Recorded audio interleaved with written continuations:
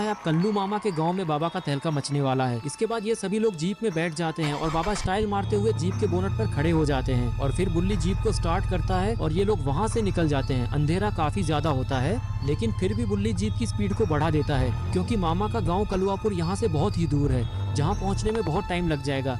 इसलिए बुल्ली जीप की स्पीड को बढ़ा देता है। लगभग 2 घंटे की लगातार ड्राइविंग के बाद ये लोग कलुआपुर गाँव पहुँच जाते हैं। बुल्ली गाड़ी गांव के अंदर लेकर जाने लगता है। थोड़ा आगे आने के बाद बुल्ली को मजबूरन गाड़ी रोकनी पड़ती है और फिर इन लोगों को सामने कुछ ऐसा दिखता है जिसे देखकर ये लोग काफी ज्यादा डर जाते हैं। अरे ये क्या, ये तो पंपकिन मैन है, लेकिन ये जिंदा कैसे हो सकता है? ऐसे ही बहुत सारे दानव इस पूरे गांव में फैले हुए होते हैं। ये सारे डीमंस देखने में काफी ज्यादा डरावने और खतरनाक लग रहे होते हैं और दूर दूर तक पूरा गांव इन्हीं सबसे भरा पड़ा है। लेकिन शायद इन सभी को अंदाजा भी नहीं है कि अब इनका पाला किससे पड़ने वाला है। इतने सारे राक्षसों को एक साथ देखकर बाबा समझ जाते हैं कि इनसे लड़ना इतना भी आसान नहीं होने वाला और वो बुल्ली से कहता है कि बुल्ली तुम बैठकर देख क्या रहे हो, गाड़ी इनके ऊपर चढ़ा दो। ये सुनकर बुल्ली को भी गुस्सा आ गया और वो गाड़ी को पीछे लेने लगता है और फिर बुल्ली ने गाड़ी सीधा सामने खड़े पंपकिन मैन पर चढ़ा दी, जिससे उसका काम तमाम हो जाता है। इसके बाद बाबा बुल्ली की तरफ मुड़कर उससे कहते हैं कि बुल्ली गाड़ी थोड़ी पीछे कर लो, क्योंकि ये मोटा वाला दानव थोड़ा तगड़ा है और ये गाड़ी ठोकने से नहीं मानेगा। एक तो ये इतना मोटा है कि अगर इसको गाड़ी से ठोकोगे तो गाड़ी ही पलट जाएगी, इसलिए तुम जल्दी से गाड़ी को थोड़ा पीछे लो, फिर मैं इसे बताता हूँ। बाबा की ये बात सुनते ही बुल्ली गाड़ी को पीछे की तरफ रिवर्स गियर में ले जाने लगता है और लगभग 10 मीटर पीछे वो गाड़ी को रोक देता है। गाड़ी की आवाज सुनकर वो मोटा दानव भी पीछे मुड़ता है और इन लोगों को देखते ही वो जोर से चिल्लाने लगता है। उसे चिल्लाता हुआ देखकर बाबा भी फुल मोड में आ जाते हैं और उनको गुस्सा आ जाता है और फिर बाबा काफी गुस्से से उसकी तरफ एक ऊंची जंप लगा देते हैं। शायद अब इस मोटे दानव का टाइम आ गया है और अब ये बाबा से नहीं बचने वाला। तभी हवा में ही बाबा की छड़ी में से एक जादुई तलवार अपने आप बाहर निकलती है। ये देखकर वो दानव भी उन पर हमला करने जा रहा था, लेकिन उसके हमला करने से पहले ही बाबा ने उसके अंदर अपनी तलवार घुसाकर उसे धूल चटा दिया, जिससे उस दानव का हमेशा के लिए खेल खत्म हो जाता है। अपने साथी की ऐसी हालत देखकर दूसरे वाले पंपकिन मैन को भी गुस्सा आने लगता है और वो बाबा की तरफ काफी गुस्से से दौड़ लगा देता है और इससे पहले कि वो बाबा पर हमला कर पाता, बाबा उसे हथौड़े से एक जोरदार बिजली का झटका देते हैं, जिससे वो दूर जाकर गिरता है और उसका शरीर फट जाता है। और ये सब कुछ ये दोनों चुड़ैलें भी देख रही थी। तभी उनमें से एक चुड़ैल बाबा पर हमला करने के लिए आगे आती है और इससे पहले कि वो बाबा का कुछ उखाड़ पाती, बाबा उसे भी हैमर से हमला करके ढेर कर देते हैं और उसका भी वहीं पर काम तमाम हो जाता है। इसके बाद बाबा चुड़ैल को गौर से देखने लगते हैं कि ये चुड़ैल सच में मरी है या फिर कहीं ये नाटक तो नहीं कर रही है।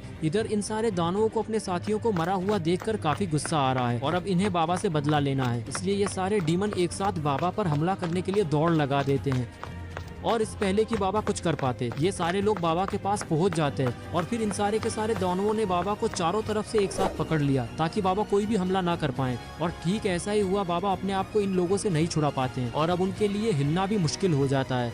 थोड़ी देर बाद बाबा अपनी पूरी जान लगाकर कोशिश करने लगते हैं कि वो किसी तरह से इनसे छूट जाए, लेकिन इसका कोई फायदा नहीं है। ये सारे दानव बाबा को छोड़ने का नाम ही नहीं ले रहे हैं। तभी थोड़ी देर बाद ये सारे के सारे दानव अपना सिर बड़ा करके किसी को देखने लगते हैं, लेकिन आखिर वो है कौन? और ये इस बड़े वाले दानव की तरफ देख रहे हैं। ये राक्षस बाबा की ऐसी हालत देखकर जोर जोर से हंस रहा होता है और इसके हाथ में एक बहुत ही तेज हथियार भी है। थोड़ी देर हंसने के बाद ये राक्षस बाबा की तरफ दौड़ लगा देता है। थोड़ा पास आकर ये अपनी कुल्हाड़ी बाबा की तरफ किए हुए एक ऊंची जंप लगा देता है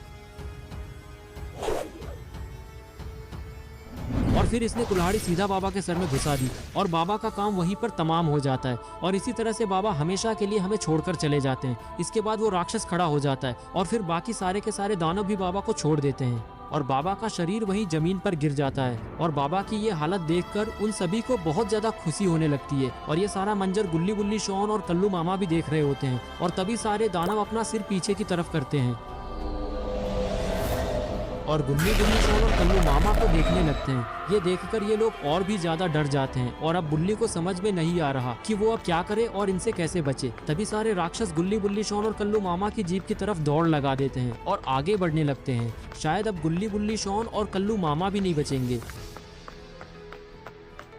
तभी इन्हें पास आता देखकर बुल्ली कुछ सोचता है और गाड़ी पीछे करने लगता है। शायद ये लोग यहाँ से भागने वाले हैं, लेकिन तभी ये क्या हुआ, बुल्ली ने गाड़ी क्यों रोक दी, पता नहीं ये क्या करने वाला है। और तभी वो गाड़ी को फुल पावर के साथ आगे बढ़ाने लगता है और देखते ही देखते बुल्ली इन सभी को गाड़ी से ठोक डालता है। गाड़ी से टूटने के बाद सारे के सारे दानवों का काम तमाम हो जाता है और अब ये लोग जल्दी नहीं उठने वाले हैं। लेकिन बुल्ली से एक बड़ा वाला राक्षस छूट जाता है